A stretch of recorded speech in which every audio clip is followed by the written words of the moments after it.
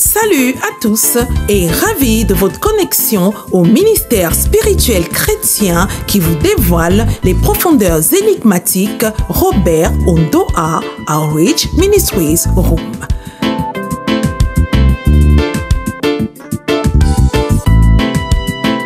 Faites du Room votre partenaire ministériel didactique favori et jouissez d'une croissance manifeste à tous égards. À vos marques et top départ en compagnie des prédications exceptionnelles de Bishop Dr. Robert Ondoa.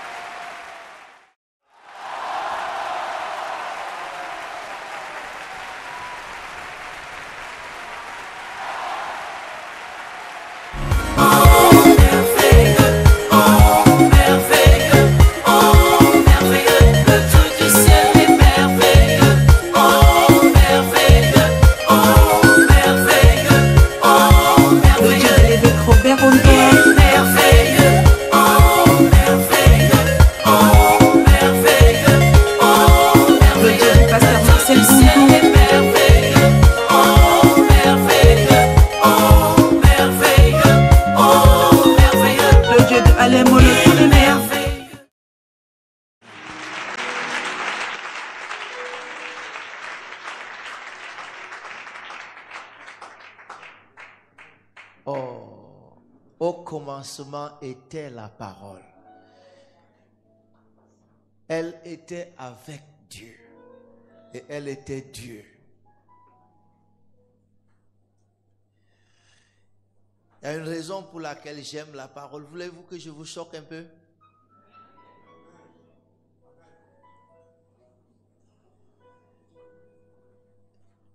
Lorsqu'on parle de pauvreté, j'ai toujours une pensée. Ça va vous choquer. Soyez les imitateurs de Dieu, nous dit la Bible. J'aime ajouter, soyez les imitateurs de Dieu lorsqu'il était encore pauvre.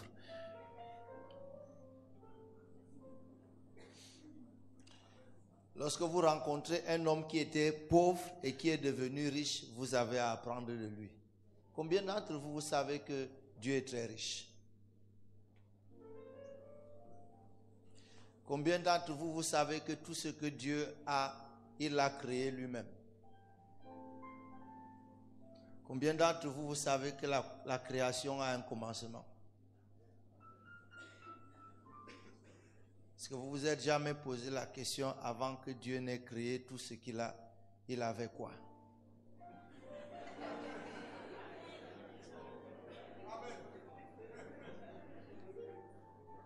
Il n'avait sûrement pas tout ce qu'il a. Et le jour où Dieu a découvert qu'il lui suffisait tout simplement de faire confiance à sa propre parole, il a découvert le secret pour devenir ce qu'il est.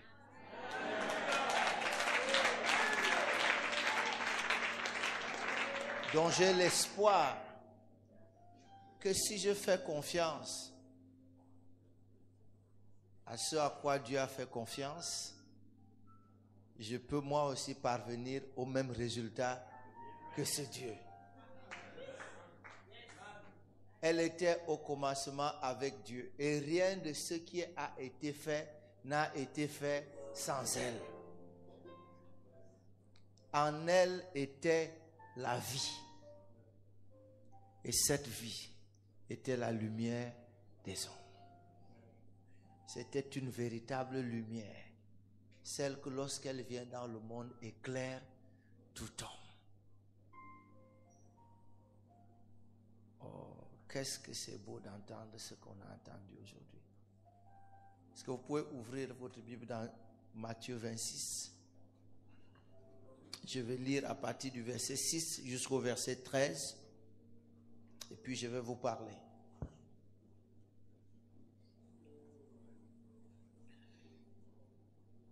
Vous y êtes? comme Jésus était à Béthanie, dans la maison de Simon le lépreux, une femme s'approcha de lui, tenant un vase d'albâtre qui renfermait un parfum de grand prix, et pendant qu'il était à table, elle répandit le parfum sur sa tête. Les disciples, voyant cela, s'indignèrent et dirent: à quoi bon cette perte? On aurait pu vendre ce parfum très cher et en donner le prix aux pauvres. Jésus, s'en étant aperçu, leur dit: pourquoi faites-vous de la peine à cette femme? Elle a fait une bonne action à mon égard. Car vous avez toujours des pauvres avec vous, mais vous ne m'avez pas toujours.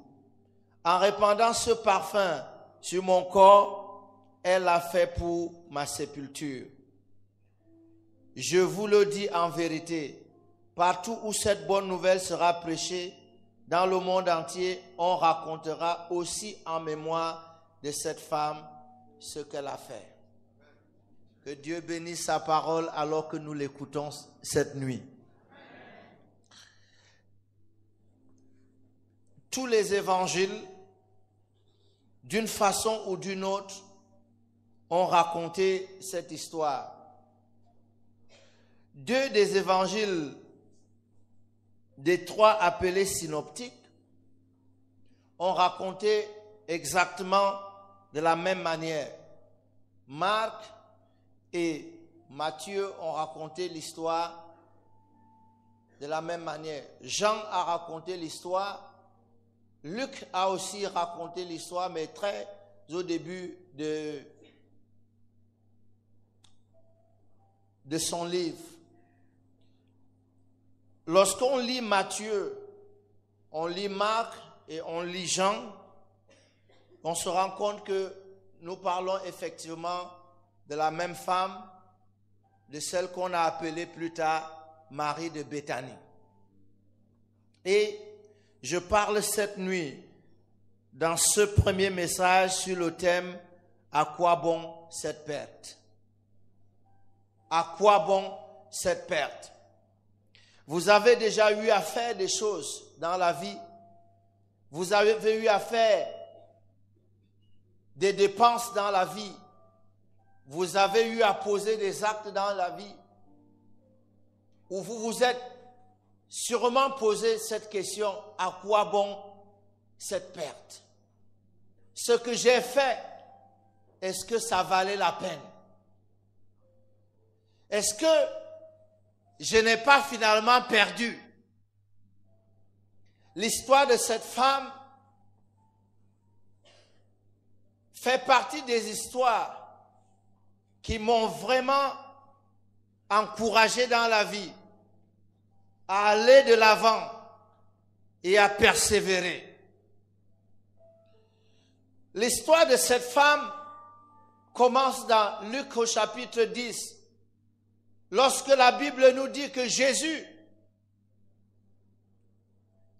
a été reçu dans la maison d'une certaine nommée Marthe, dont la sœur justement était Marie et dont le frère était Lazare. Jésus est entré dans cette maison, une maison amie. J'aime cette famille. Les deux sœurs et le frère unique avaient choisi un ami, Jésus. Et la Bible dit que l'homme a beaucoup d'amis, parfois pour son malheur, mais il est un ami plus attaché qu'un frère. Jésus était l'ami de cette famille. Et lorsque Jésus est entré dans cette maison, il a trouvé les deux sœurs, et chacune des deux sœurs a eu à faire un choix. Marthe a choisi de s'occuper, de vaquer, comme à l'accoutumée, à ses divers soins domestiques. Elle avait un programme très chargé ce jour-là. Elle ne pouvait pas s'arrêter un moment. Elle avait plein de choses à faire. Elle avait une liste de tâches à accomplir. Elle ne voulait pas que le soir arrive sans qu'elle ait fini ses tâches. Et ma Bible dit, voilà que leur sœur, leur frère tombe malade. On envoie appeler Jésus. Jésus ne vient pas à temps. Parce que ça, c'était le grand problème de ce jour-là. Jésus n'est pas venu à temps. Qu'est-ce que vous faites quand vous avez l'impression qu'il n'arrive pas à temps? Dieu. Savez-vous qu'il nous joue souvent ce coup-là? Il n'arrive pas à temps. Est-ce que quelqu'un comprend de quoi je parle?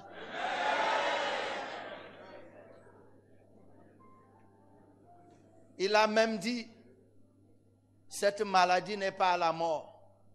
Lazare est mort quand même. Et ça fait 4 jours. C'est suffisant pour diviser une église pour fausse prophétie.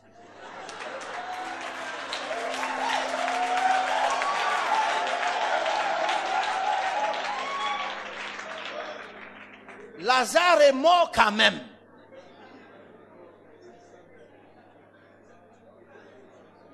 Vous allez me dire, mais Jésus l'a ressuscité après. J'ai dit, avant la résurrection, l'église serait déjà finie. Fausse prophétie. Le pasteur ne peut même pas avoir le courage de venir au deuil. Parce que lorsqu'on va le voir, on dit, pasteur, vous aviez dit qu'il ne va pas mourir. Voici, il est mort.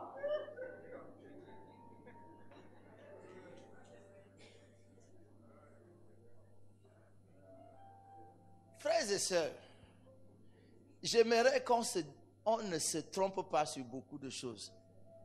Il y a beaucoup de prophéties qui ne se sont pas accomplies. Pas parce que Dieu est menteur. La Bible parle de certaines personnes. C'est un verset que je n'aimais pas lire. Ceux-là sont morts sans avoir obtenu.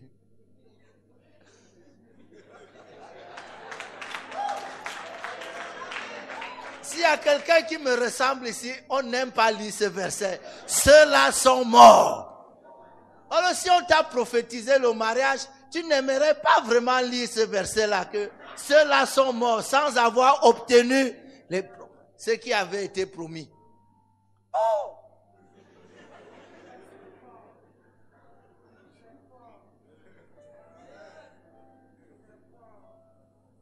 Le fait est juste que vous ne pouvez pas mettre Dieu dans une boîte.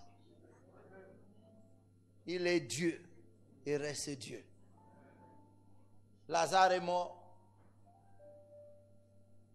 Mais aux yeux de Jésus, Lazare n'était pas mort. Il disait qu'il dort. Donc, pour lui, ce n'était pas un grand problème. Mais il avait dit la maladie n'est pas à la mort. Et ses disciples ont cru. Mais Lazare est mort. Ils lui faisaient suffisamment confiance. Ils l'ont suivi. Et lorsque Jésus arrive, 4 jours après l'enterrement, ça c'est pas tôt. Notez bien, je suis dans Jean 11. Jésus n'a pas envoyé chercher Marthe. Ma Bible dit que Marthe a appris que le maître était là. Elle est venue. Elle s'est tenue devant Jésus. Elle lui a dit, maître, si tu avais été là, mon frère ne serait pas mort. Vous savez, les gens qui n'ont jamais pris le temps d'écouter la parole de Dieu, ils ont un langage, apparemment très religieux. Mais je sais que tu es là et que tout ce que tu demanderas à Dieu, il te l'accordera. Quelle belle parole! Mais on va voir si Marthe a suffisamment de substance. Parce que c'est là. C'est de ça dont le pasteur parlait tout à l'heure. Lorsque tu as fait une belle confession et que là, le premier test arrive.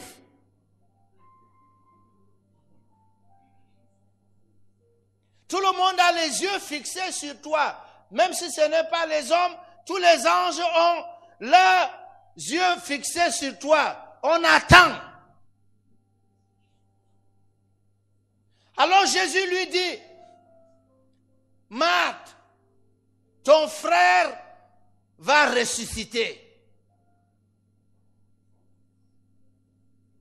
Marthe savait que Jésus pouvait faire quelque chose il y a 4 jours. Si tu avais été là,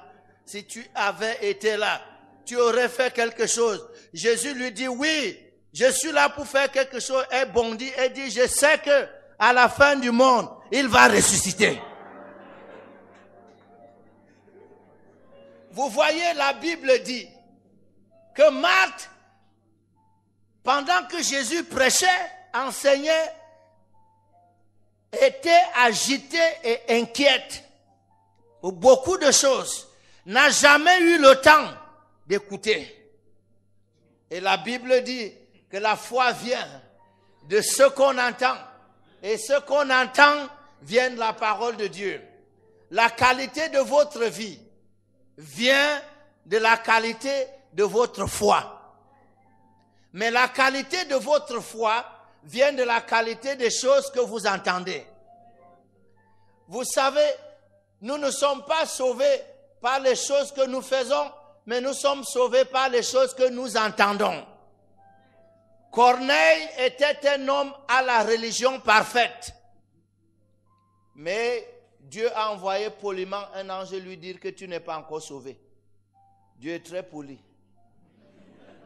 Il lui a dit seulement, il ne voulait pas le blesser. Il lui a dit, envoie appeler Simon, surnommé Pierre. Il te dira les choses par lesquelles tu seras sauvé. En d'autres termes, jusqu'à ce qu'on te dise ces choses, tu n'es pas encore sauvé. Dieu est très poli. Il nous dit certaines choses sans vraiment nous blesser. Paul est arrivé à Lystre. Il était en train de prêcher. Il y avait un paralytique là qui l'écoutait. Et bientôt, la Bible dit que Paul a vu qu'il avait la foi pour être guéri. La foi là est venue. Si tu n'as pas la foi, ce n'est pas grave. Moi, j'ai une bonne nouvelle dans la Bible. La foi vient. Dieu n'espérait pas que tu naisses avec la foi. Donc, si tu dis que je n'ai pas la foi, ce n'est pas grave. Ce n'est pas quelque chose que tu dois avoir. Et de la foi vient. Donc, si tu ne l'as pas, elle peut venir. Mais elle vient de ce qu'on entend. Ce qui veut dire que la peur aussi vient de ce qu'on entend. Le grand prophète Élie a fui parce qu'il avait entendu les paroles de Jézabel, pas plus.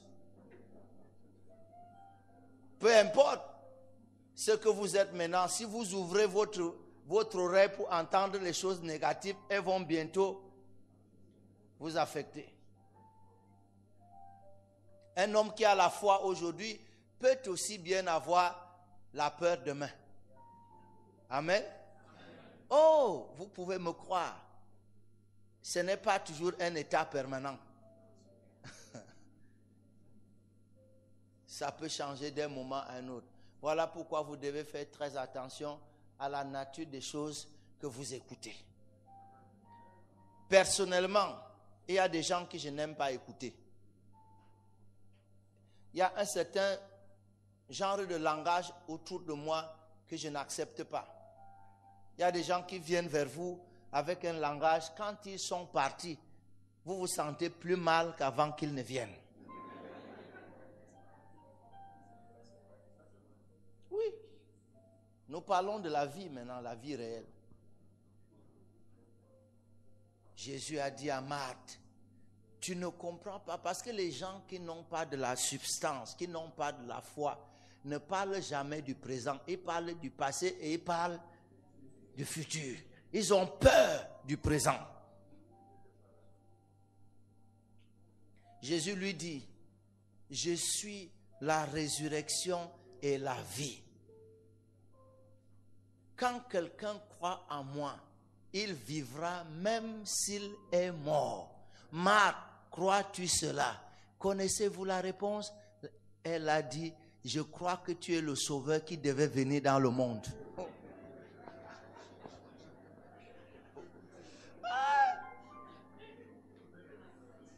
Et là, À ce moment-là, écoutez-moi, chers amis, à ce moment-là, Jésus a dit à Marthe, va m'appeler Marie. Lorsque vous lisez le texte, elle est partie voir Marie et lui a dit, le maître est là, il te demande. Ça veut dire quoi? Ça veut dire que Marthe ne continue pas de me perdre le temps. La discussion avec toi est infructueuse. Elle n'aboutira à rien. Frères et sœurs, ne perdez pas le temps avec les gens incrédules. Je vous assure, l'un des textes qui m'ont chauffé dans la Bible, c'est que la Bible dit que Marie, avec la promesse du Messie, s'est rendue chez Élisabeth. Écoutez bien le texte. Le texte dit, elle entra chez Zacharie et elle salua Élisabeth. Écoutez très bien. Lorsque vous entrez chez quelqu'un, vous devez quand même le saluer. La Bible dit, elle entra chez Zacharie et elle salua Élisabeth. Pourquoi n'a-t-elle pas salué Zacharie? Parce que pour les choses, les combats dans lesquels nous sommes, nous pouvons parler le même langage, nous pouvons nous encourager, nous avons des choses, mais celui-là, non. Fort heureusement même que Dieu l'avait rendu muet, parce que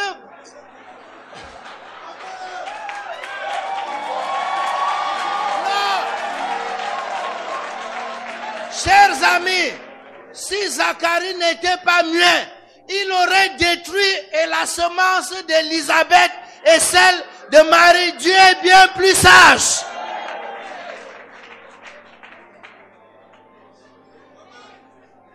Moi, je vous dis, les amis, la Bible nous enseigne. Il y a des gens qui ne sont même pas propres au miracle. Pasteur, il y a des gens, quand Dieu veut faire les miracles ici, ils ne seront pas là.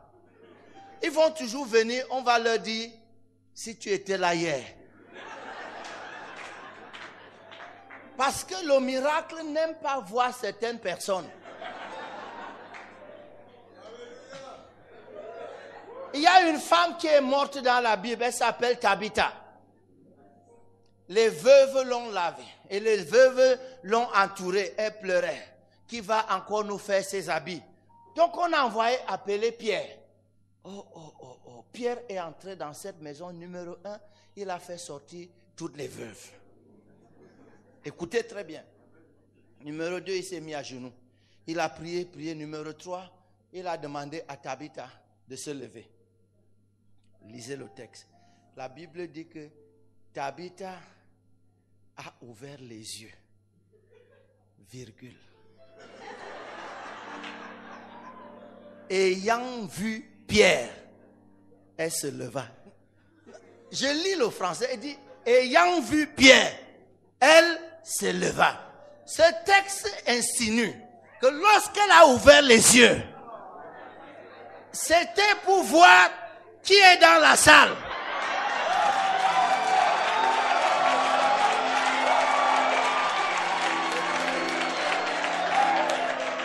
Je vous dis, ce texte me suggère que si Tabitha avait ouvert les yeux et avait vu Catherine, Emilienne et autres, elle aurait tranquillement refermé ses yeux et dit, je ne viens pas. Il y a des gens, s'il y a Emilienne là, il ne s'agit pas de toi. S'il y a Catherine, il ne s'agit pas de toi. Et il y a des gens, je l'ai remarqué dans le ministère, il y a des gens qui ne peuvent pas voir un miracle.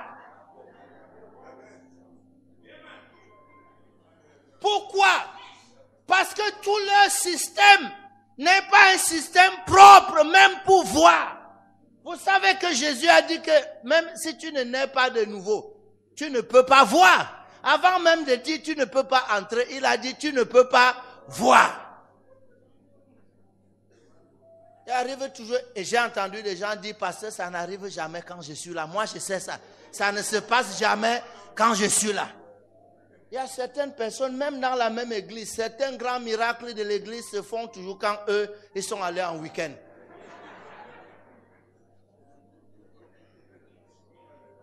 Jésus a dit, Marthe, tu me fatigues. Rentre. Appelle-moi Marie. Je pense qu'avec Marie, on a beaucoup de choses ensemble. Suivez-moi les amis. Lorsque Marie est arrivée, le plus étonnant, c'est qu'elle a prononcé exactement les mêmes mots que sa sœur. Maître, si tu avais été là, mon frère ne serait pas mort. À la seule différence que lorsque Marie est arrivée dans cet endroit, elle s'est jetée aux pieds de Jésus. Et rien que ce geste voulait dire beaucoup. Elle était en train de dire à Jésus, Maître, tu te souviens, quand je n'avais aucun problème dans ma vie, quand tout allait bien dans ma vie, j'ai fait un choix. J'ai choisi de m'asseoir à tes pieds pour t'écouter. Maintenant que je suis dans les problèmes, je me jette à tes pieds afin que tu te souviennes. Ma Bible dit que Jésus fut ému.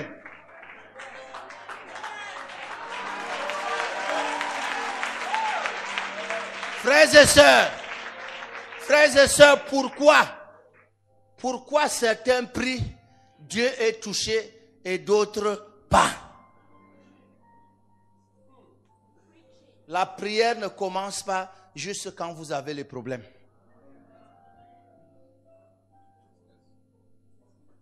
Vous savez que j'ai même lu dans la Bible, Dieu aussi est terrible. Il dit que lorsque vous allez crier, je vais me moquer.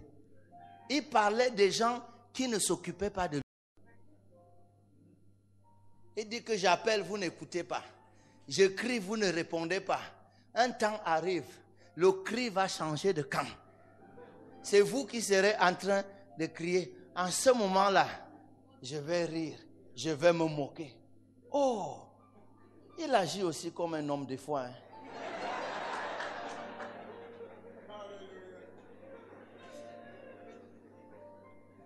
Frères et sœurs, Jésus fut ému.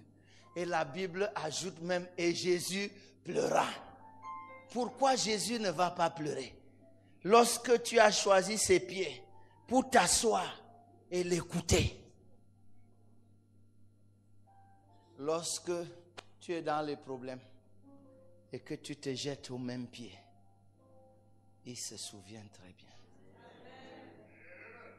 Dieu est un Dieu qui se souvient. Dieu hait l'ingratitude et lui-même ne peut jamais être ingrat. En tout cas, si Dieu doit choisir entre vous deux, il choisira bien celui qui a appris à s'asseoir à ses pieds.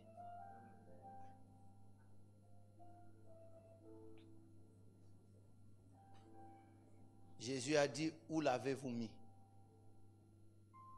Il est parti. Il a dit, ôtez la pierre. Imaginez quoi?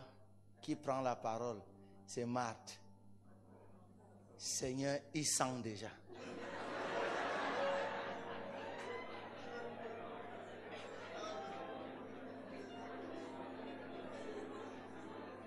Ça, elle ne peut pas faire autrement. Elle n'a rien en elle. Elle n'a pas de substance. Elle n'a rien.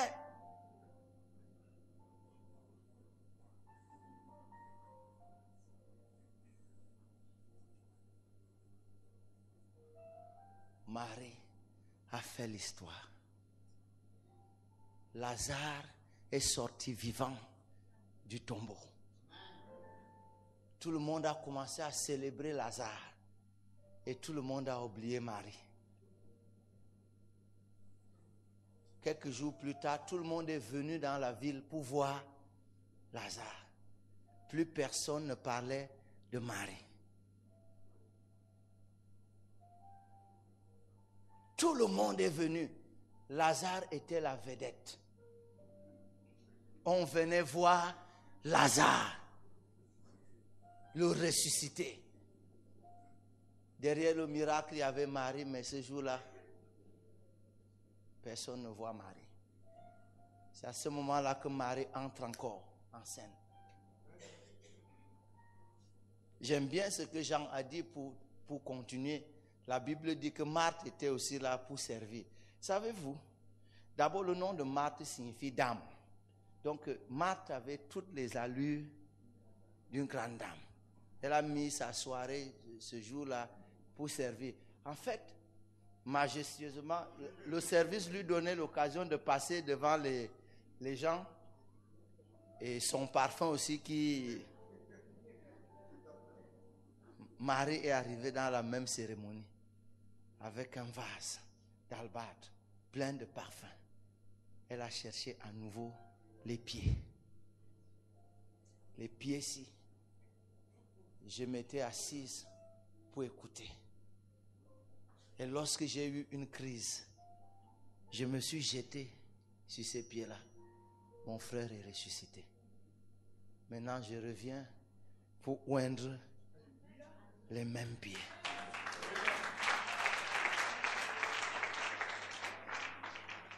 Mais j'avais lu le texte de Matthieu. Pas à cause de l'endroit du corps qui était oint.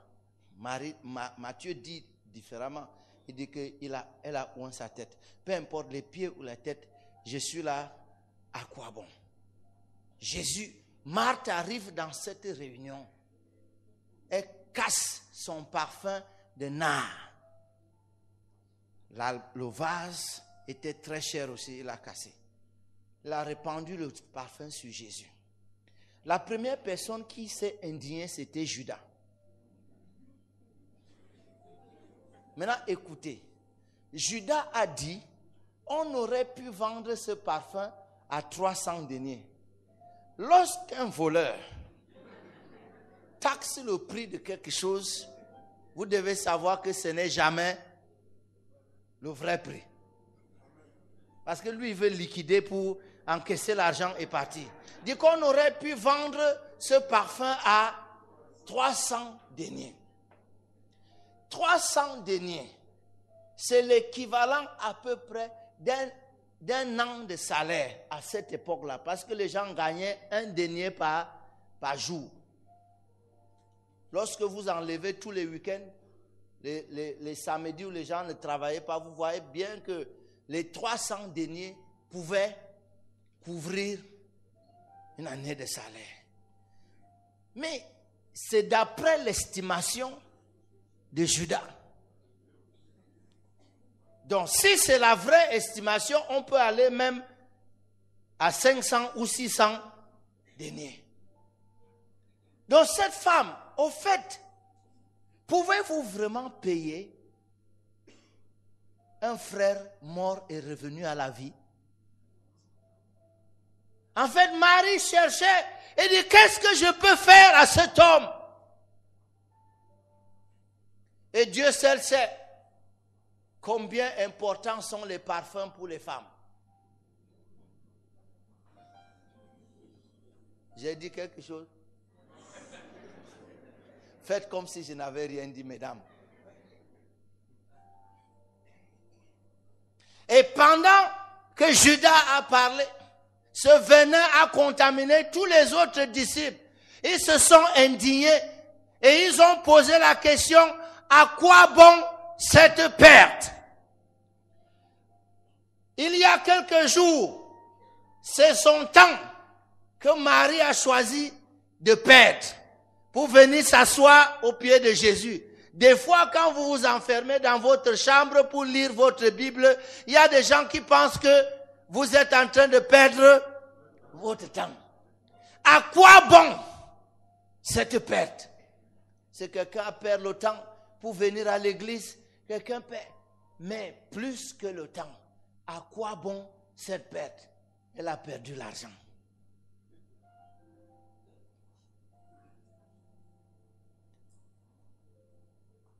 L'une des règles de la vie, c'est que vous ne devez jamais hésiter de perdre quelque chose pour gagner ce que vous ne pouvez pas vous permettre de perdre. Je peux le redire, quelquefois dans la vie, vous devez accepter de perdre quelque chose pour gagner ce que vous ne pouvez pas vous permettre de perdre.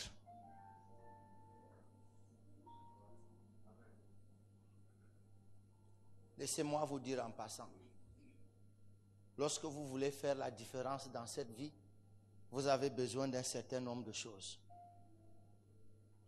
Avant d'arriver à ça, il y a 3 choses que vous devez savoir. 1, personne n'a besoin de vous pour ce que vous n'avez pas. Hein? Personne n'a besoin de vous pour ce que vous n'avez pas. Si quelqu'un a un besoin de voiture, il ne viendra pas vers vous alors que vous n'en avez pas. Deuxièmement, personne n'a besoin de vous pour ce qu'il a déjà. Ça veut dire que si vous voulez faire la différence dans cette vie, vous devez la faire avec quelque chose que vous avez et que les autres n'ont pas. Il y a des gens dans la vie, j'ai entendu le pasteur le dire, que je ne fais jamais rien dans le ministère parce que j'ai vu les autres faire. C'est tellement puissant. C'est pour ça que les Africains sont un peu pauvres. Si vous commencez à vendre les beignets au quartier, à la fin de la semaine, 4 autres femmes vendent déjà la même chose. Il y avait 100 habitants dans le quartier, tu vendais les beignets pour 100. Maintenant, il y a 4. Vous êtes obligés de vous diviser les 100. Et finalement, personne ne va nulle part. En panne de créativité.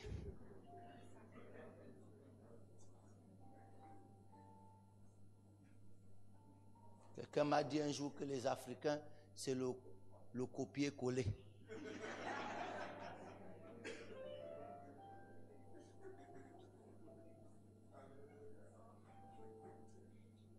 Moi, je suis tout étonné par beaucoup d'Africains, même les pasteurs.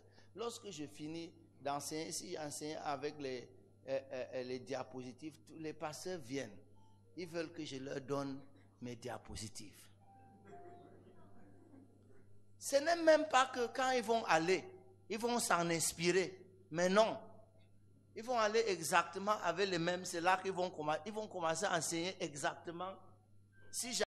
Lorsque Jésus est né, il y a une différence. Les anges sont allés voir les bergers. Ils ont dit aux bergers, un sauveur est né. Savez-vous que ce n'est allé nulle part quand même? Lorsqu'on parle de vous à des bergers, maintenant écoutez, Dieu a envoyé l'étoile à l'est. L'étoile a brillé à l'est. Lorsque les mages ont vu, ça a changé tout. Il y a une différence lorsqu'on vous annonce au berger et quand on vous annonce au mage. Il y a une différence. Certains d'entre vous, vous avez besoin que vous quittiez le stade où on parle de vous au berger.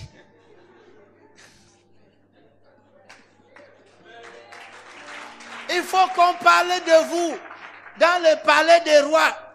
Mon pasteur, Dieu est terrible. Savez-vous que pour que Jésus règne, Hérode avait besoin d'entendre que le nouveau roi est né. Mais qui allait annoncer ça à Hérode? Pas Joseph, hein? Pas les bergers. Les mages sont venus de l'Orient, directement au palais. Un roi vient de naître.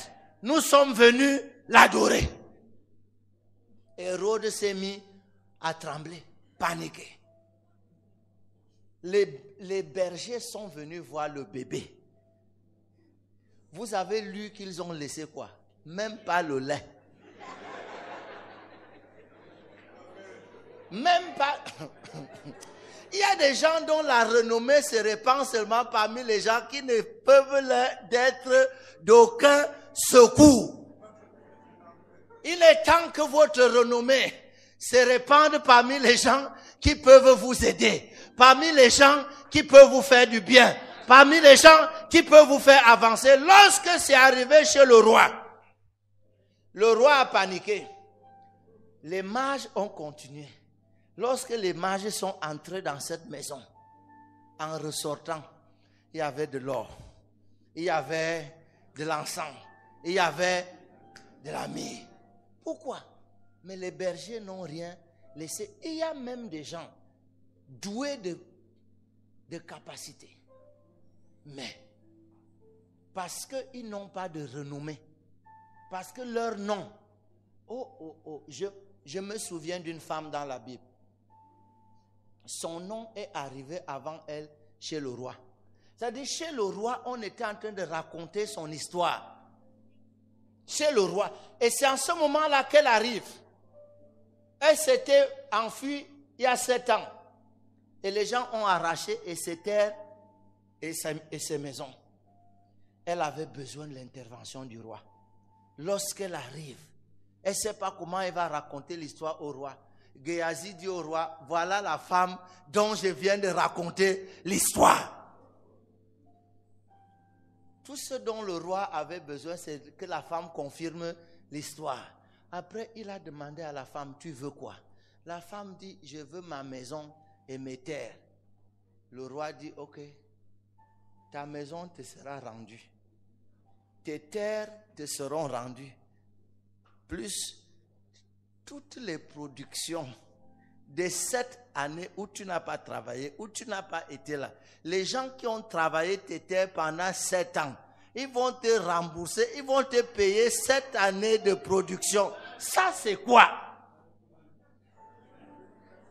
C'est la renommée.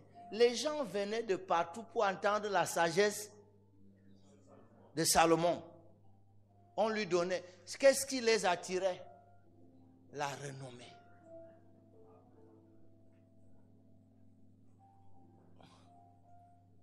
Vous êtes un homme d'affaires. Vos affaires peuvent s'étendre si vous avez de la renommée. Qu'est-ce qui explique que lorsqu'on cherche quelqu'un pour fournir certains biens, il y a certains noms qui viennent à l'esprit, pas votre nom. C'est un problème de renommée. Amen. Il y a même des gens ici qui peuvent faire une grande carrière sur le plan politique. Vous avez besoin d'une seule chose, la renommée.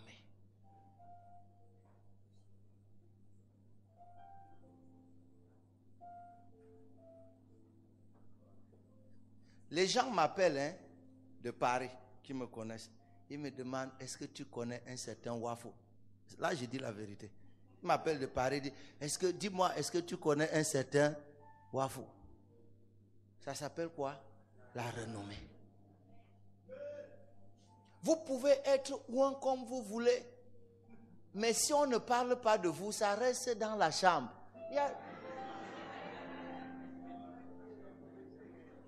Je ne sais pas si vous mesurez ce qui est en train d'arriver à cette femme.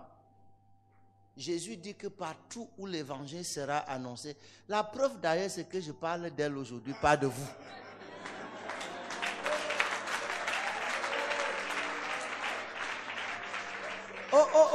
Quelqu'un est sur le point d'entrer dans une autre dimension de vie. Vous voulez que je vous dise? Je me souviens de dimanche matin. Un certain groupe de femmes, mon pasteur, ont fait des achats, ont fait des dépenses énormes pour aller embaumer le corps de Jésus. Savez-vous ce qui est arrivé? Elles sont arrivées à la tombe, il n'y avait plus de Jésus. Il y a une femme qui était passée avant elle. C'est-à-dire, il y a une dimension de vie. Pendant que les autres se préparent, que nous allons, vous avez déjà fait.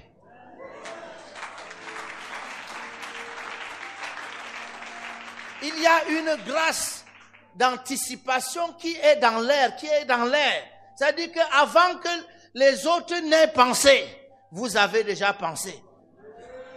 Oh, je vous dis les amis, il est tellement difficile de rattraper Microsoft. Parce que lorsque tout le monde est en train de se battre pour faire la génération 2009, Microsoft est déjà à 2020.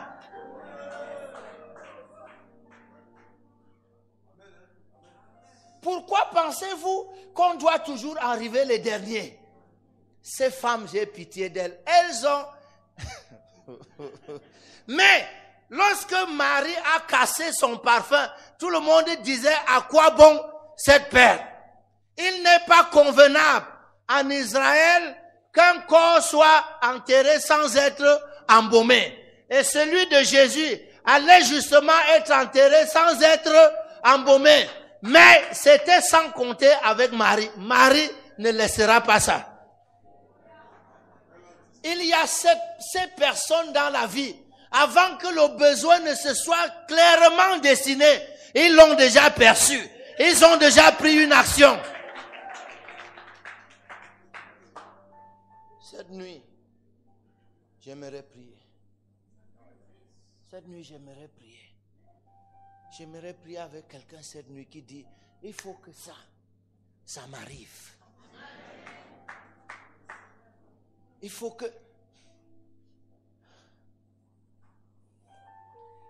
que je vois les choses arriver avant. Lorsque tu les vois arriver avant,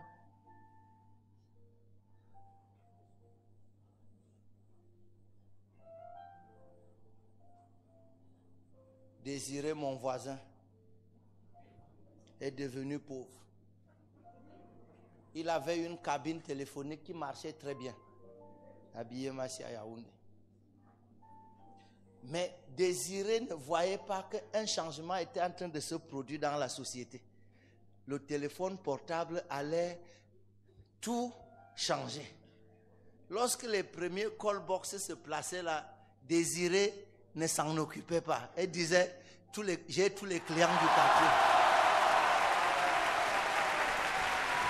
En ce moment, il jouait au tiercé.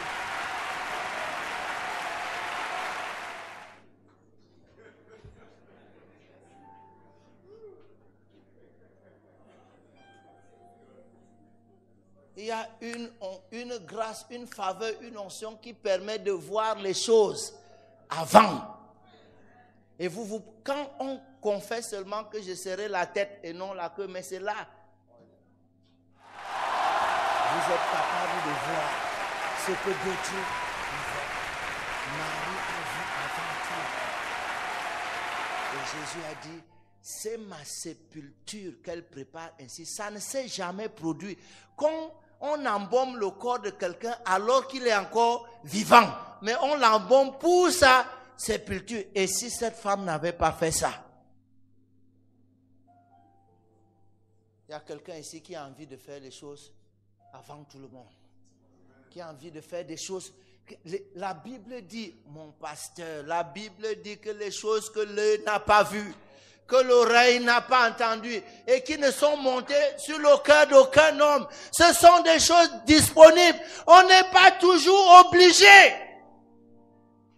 de copier ce que les autres font.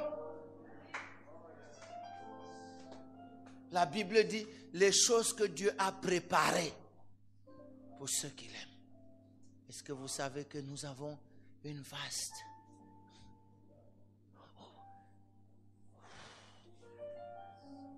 On peut se mettre debout.